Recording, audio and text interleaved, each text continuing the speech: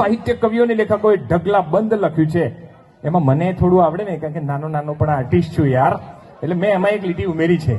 દીકરીને ગાય દોરે ત્યાં બહુ વિતાડો તો હોમીએ. હા, ધ્યાન રાખો ભાઈ, આ યાદ રાખીને ઘેર જજો મારા વાલા. કારણ કે આ તો કંકોત્રીમાં જ લખ્યું છે, કોઈ જોવો કે ના જોવો. હે, પુરુષનું નામ લખેલું હોય, જેન્ટ્સનું આગળ શું લખેલું હોય? ચી પ્રિન્સ એવું લખેલું હોય ને, તો શું ચી કેમ લખતા હશે બેન? આ તો તમે નક્કી કર્યું. ચિરંજીવી નહીં યાર, ચિંતાગ્રસ્ત. એને કેટલી ચિંતા છે, તો બિચારો આ જો ખાલી હસતો પડે તો એનું હૈયું જાણે છે યાર.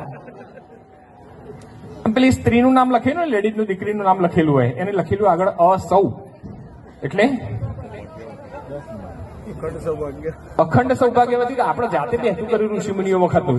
ઋષિમુનિઓ વખતની પ્રથા છે ને, એ જે તે ગોઠવેલી હતી એ બરાબર હતી, પણ એમાં હળી કરી કે અસૌ એટલે અખંડ સૌભાગ્યવતી ની અકેલી 100 બરાબર. આ બધામાંથી બધા મોટા ભાગના પરણેલા હશે, કોક જ લાલો મારો બાકી હશે, પણ ઋષિમુનિ વખતની પરંપરા હજુ પણ એ ચાલ જ છે. ભાઈ લગ્ન કરવા હોય તો છોકરો જ છોકરી જોવા જાય, આવું જ છે ને? તમે જોવા આવ્યો તો કોઈ નતું ના આવું? એવું કેમ રાખ્યું હશે? એ દિગ્ગજોને પહેલાથી બહુ ખબર હતી, ઓન જોવા ના મોકલાય યાર, આપણે જ જોવા જવાય. આ રીએ જોવા આવી ને તો શું કરે ખબર છે? આઈને શું કી ખબર? આ જ કલરમાં બીજી ડિઝાઇન બતાવજો કી.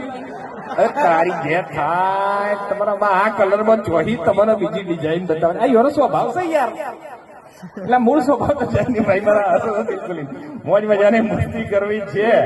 હવે વિનંતી કરી અમારા દાદા અને દાદી, અમારા મનુ દાદા અને ગંગાબાના આશીષ લેવા છે.